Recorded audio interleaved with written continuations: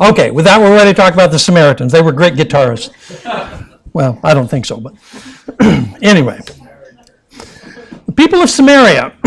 Now, you remember that we talked about the fact that the Assyrians bring in all these people to the northern nation. And when you read 2 Kings 17, it's going to say that these people intermarried with the Israelites, which are probably not many, but anyway, whatever Israelites were left there. And the general opinion of Jewish tradition is that these became what we call the Samaritans in the New Testament. Now, this tradition is preserved by Josephus. I don't know that you know who that is, but that is a Jewish historian contemporary with St. Paul, first century. Sirach and 2 Maccabees, which are both slightly before the time of Jesus. So this is a long-standing claim that the Samaritans are direct descendants of these immigrants that are described in 2 Kings 17. However, the Samaritans themselves disclaim this, and in fact, the Samaritans still survive. There's a little group of Samaritans that still live in central Israel in a little town called Nablus, which is right here roughly where Shechem is, and they say this isn't true. So there's some debate about those Samaritans, but at least because you're reading 2 Kings 17, you should note that Jewish tradition, at least, is that that's where the Samaritans come from. Most modern scholars suggest that the Samaritans are some kind of an offshoot of Judaism, probably in the 2nd or 1st century BC, and they may or may not be connected with this ancient idea of Assyrians or other people from the Assyrian Empire that intermarried with Israelites. So that's a question that relates to the New Testament, but does relate to 2 Kings 17. So it kind of remains an unresolved question, the New Testament Samaritans that you meet in the Gospels. So a couple of talking points here. Isaiah is going to describe the Assyrians as Yahweh's war club, used to discipline his unfaithful people. Do you think God disciplines his people in the modern world also? I remember more than a dozen years now, I was preaching at a Hungarian Reformed church east of Budapest in Europe, and this was shortly after Hungary had formerly been part of the Soviet bloc nations, and after the fall of the Berlin Wall and all the stuff that happened, you have got all these now smaller nations that are independent.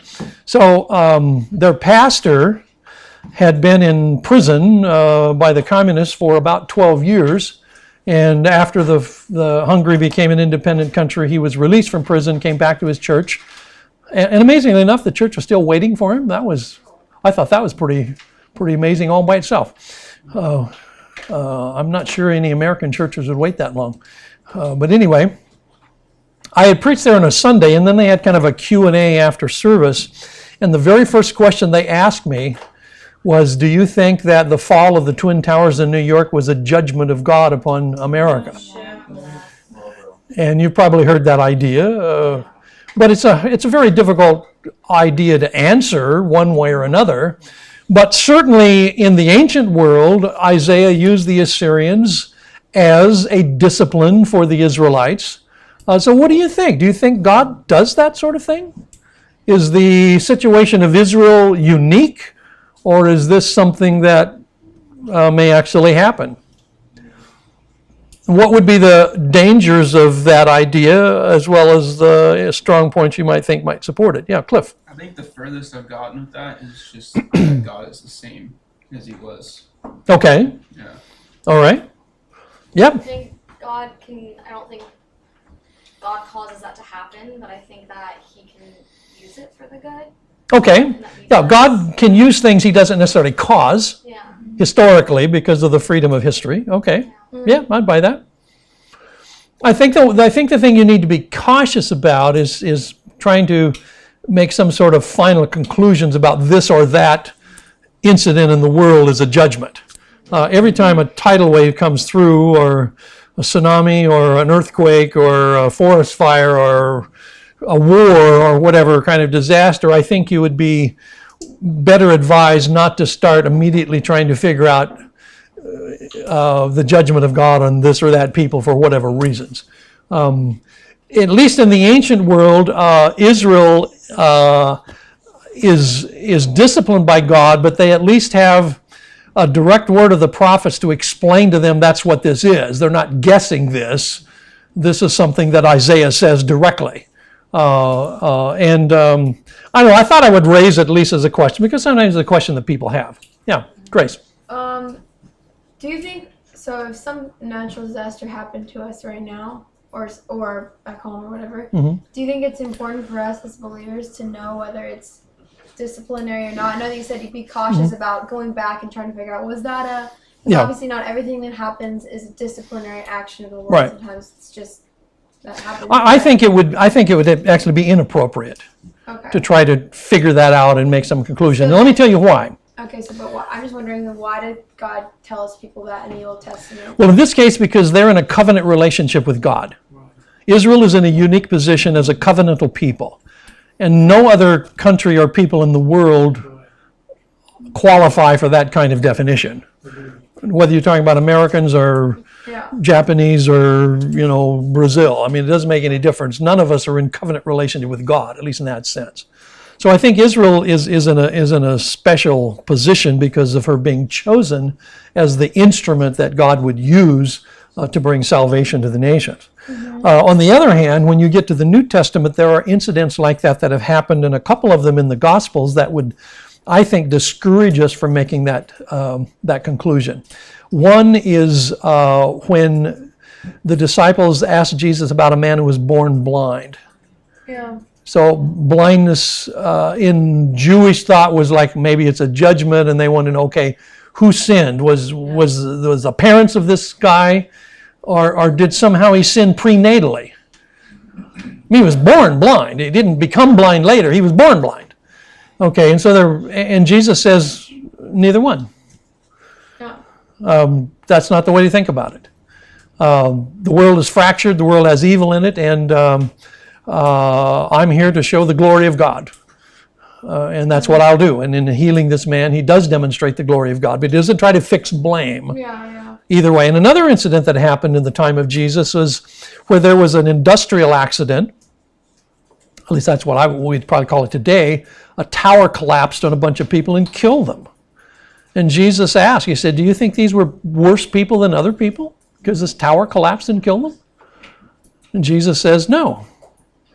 It doesn't mean they're worse than other people. So I think those kinds of things would be why I would say we probably ought not to try to make a bunch of conclusions about this in the modern world. And because Israel is in a unique situation that's different. Now, that doesn't mean God doesn't discipline people. I think that's certainly possible too. But on the other hand, I don't think it's my place to try and figure out all those kind of details. So I'm just trying to wrap my mind around this. So if something happened to you personally, Mm-hmm. do you think that I lose my leg, let's say. or something. I mean, for you, I'm just wondering, is this, I don't know, biblical? Like so if a parent punishes their child, they're not just going to do something to them and say, like they're going to tell them, this is what you're being punished for, this is why you're, right. So if God is punishing me or you, do you think that's important that we recognize that, to know whatever we are doing wrong? I would need to have God tell me this before that's the conclusion I would reach. Okay. And I would want him to tell me, not you. Yeah, of course. Yeah, I'm not going to say. I'm not insulting you, but I'm saying I think I think God will tell me. It's sort of like when Samson's mother told her husband, I've seen an angel, said we're going to have a child, and her husband said, yeah, I want to see him too. Yeah. So God sent him. But what if something happens to that affects you, but it's not just you, like something as a... Well, I think it's a fundamental mistake to try to say that because we have tragedies in the world that these are all cause and effect. Yeah, of course. This is precisely the argument that was used by the friends of Job about his tragedy. Yeah, I know. Everything was cause and effect, and in the end, God is going to say to Job in the very last chapter, I'm angry with your friends because what they said is wrong. Yeah. They have said things wrong about me, God says. And so I just think that whole line of thinking is probably misplaced. And so we really shouldn't mull over this. Like, I mean, I don't think you should. okay. I mean, I don't. This is new for me. That's why I'm asking. Well, I only raise it because a lot of times Christians do think this way. Yeah. If something bad happens, they think, "Oh, you did something. Let's see if I can figure out what you did. Why this happened to you. But we live in a fractured world, and there's all kinds of Yeah, of course. of crazy things that happen that are not related to something you did. It's just the nature of a fallen world. So, sorry, one more question. So for me, I didn't grow up thinking that way at all. Okay, well. Okay, so now I'm just asking these questions. Sure. I'm trying to expand my mind. Sure. So for someone that doesn't, like, I'm learning a lot about the disciplines of God. Like, is there anything that, I would need to take from this? Like, kind of like a happy medium. Like, okay, we've talked about this a lot. I don't know. I just want to, I don't know. Well, there are disciplines that God gives, but I think that He will let you know if that's a discipline from Him or if that's just part of evil in the world. In Corinthians, for instance, Paul mentions that some of the Corinthians were sick because they had abused the Eucharist. That seems to be a discipline. So I'm not saying God doesn't do that, but I think if God does that, there should be some kind of clear sense that this is God and not just my imagination. Okay. Good enough. No, I just have Yeah. a thought. Yeah, sure. To add to that whole thing. Good. Like you kept on saying fallen world, and Yeah. like a lot of people and a lot of Christians overlook the fact that we do live in a fallen world, that there is evil, and that when we start ascribing horrific things to God's judgment, we're playing right into the hands that Satan wants, where we don't give him any attention. Yeah. And he goes around doing things. Sure. And everybody points, well, God's evil, God does this. And Yep. then all of a sudden we're on the defensive of defending God. Sure. And we're taken out of our role Yep. of attacking the enemy. Yeah. And in this case, like you said, Israel was a people group that was under the covenant vastly of, the covenant with God. And whereas America, we are not one big people group under the covenant of God. Right. And when the discipline of God comes down on, I think it comes down now with Jesus, comes down on us as individuals, and discipline from God comes in different forms, in different ways, and doesn't come from like God's war club of somebody coming in and breaking into your house and stealing something from you because you sin. Like God's discipline comes in various different ways, and it's up to us to figure out, like in our own personal relationship, work out our own salvation with fear and trembling, and figure out, is this just the evil of the world? Am I being attacked, or did I miss it? And I think we're way off base to point a finger at somebody and say, you did this, and this is what God's saying. Right. And especially in international kinds of things where we're talking about nations, that's where I especially think we should be very reluctant to try to come to those kind of conclusions. Yeah, that's good. Well, how about your takeaways from this ancient story of Israel in the north? What are you taking away from all of this history that ends in absolute disaster in the north?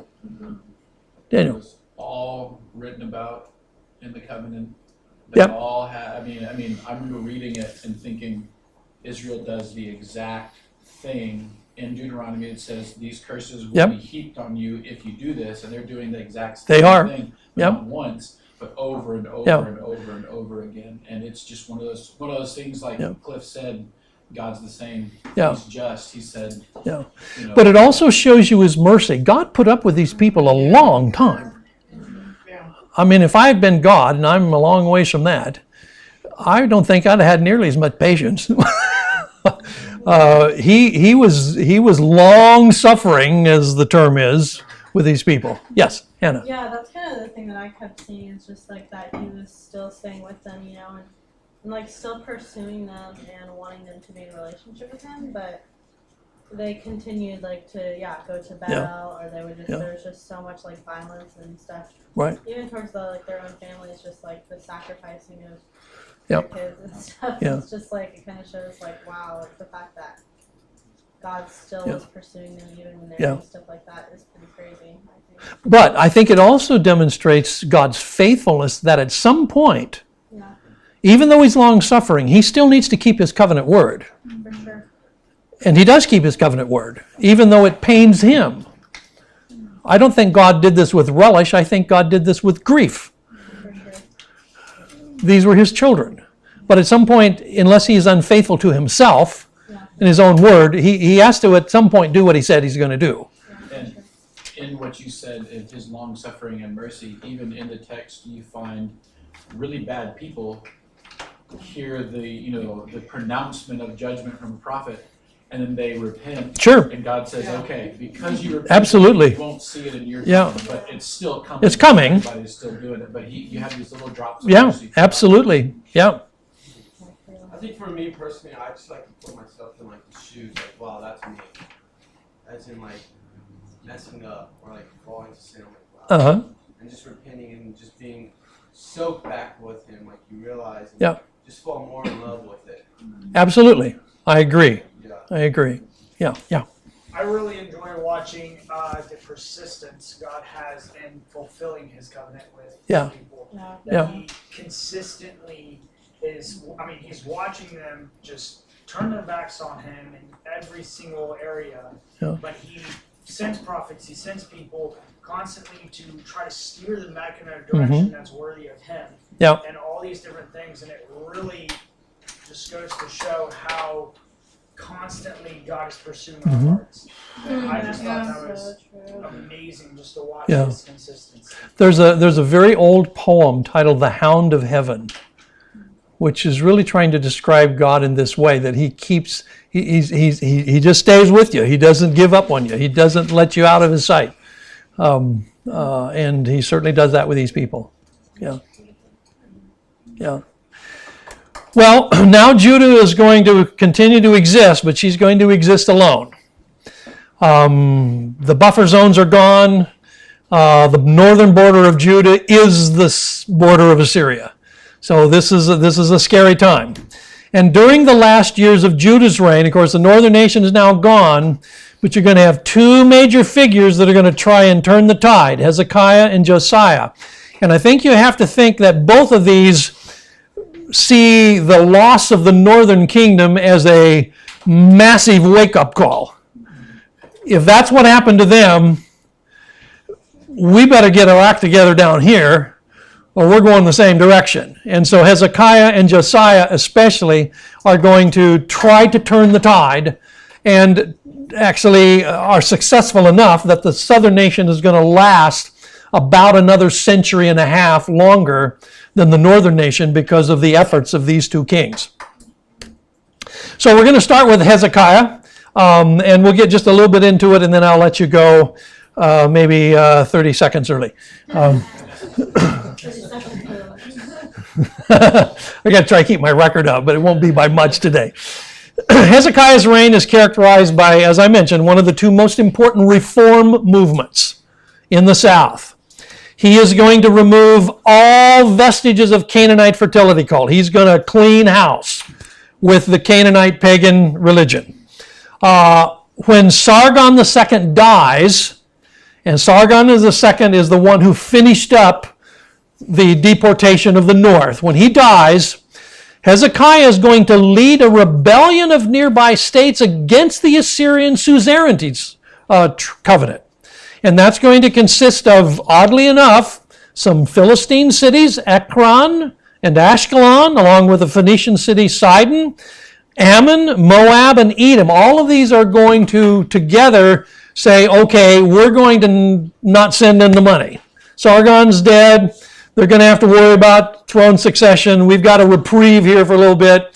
And so let's see if we can make a break. It is during this time that you're going to have something that you need to be aware of. And that is that in 2 Kings and the book of Isaiah, there are two sections that are very, very close. In fact, much of it is word for word. 2 Kings 18 through 20, Isaiah 36 through 39 are virtually identical. So they in many ways are kind of like, Matthew and Luke. They're two different gospels, but they tell the same story, much of it the same order, the same kinds of things. This is even closer than Matthew and Luke. This is so close that there are large paragraphs that are word for word. Now that suggests what? That Isaiah was prophesying about. Isaiah was either using this part of Kings, or whoever wrote Kings is using this part of Isaiah. We're not really sure, but there's got to be some kind of literary relationship between them. Okay? Now, what is debatable is which is the earliest. We don't really know. You'll find arguments on both sides. But you should be aware at least that these two sections are virtually duplicated in the Old Testament text. Now, here is a portrait of a king of Judah, probably Hezekiah. This is actually done on a piece of broken pottery, so the lines are very faint. You can see a little bit of it here. This is actually a drawing of what is inked on this piece of pottery. And this was discovered at Ramat Rahel, which is right down between Jerusalem and Bethlehem, where the kings of Judah had a summer residence. And so most archaeologists think that this could actually be a drawing of King Hezekiah. Whether this is actually Hezekiah or not, and that is somewhat debatable, this certainly is. We actually have Hezekiah's seal and in a bulla. We have actually about 6 of these. And they all are, this is a drawing and this is the actual bulla, and they all have this same statement in Hebrew, belonging to Hezekiah. This is the name Hezekiah, belonging to Hezekiah, the king of Judah. Melech is king and Yehuda is Judah. So we actually have a name of Hezekiah in a bulla. Actually 6 of these bulla that have his name in them, probably all made from the same seal. Even though these are discovered in some of them in different digs in Jerusalem, they all are virtually identical, probably sealed with the same seal. So just another interesting thing. Here's another thing from Hezekiah's time, is they started stamping this symbol in jar handles. These are broken pieces of pottery that originally were handles of jars. Okay, does that make sense? Yeah. And on the jar handle, they're stamped this symbol and then this little inscription in Hebrew, which says, belonging to the king. The term here, belonging to the king, is the Hebrew term lamelech. And so these are called lamelech jars. That's what we call them today, are things with the stamp of the king's insignia in them. But it does presume that we have a growing literacy. Once you start stamping things with letters on them, that means more and more people can read this stuff. Earlier, you have more illiteracy in the common people. Now literacy is growing, and we find actually an explosion of literary texts and inscriptions from about the time of Hezekiah. It seems that suddenly at this period of time, many people start reading and are able to read. So today we've discovered more than 1,200 of these little jar handles that all say belonging to the king. So, this is a good place to stop. Yeah. I could let you out 5 minutes early instead of 30 seconds early. How's that? Any last thoughts today?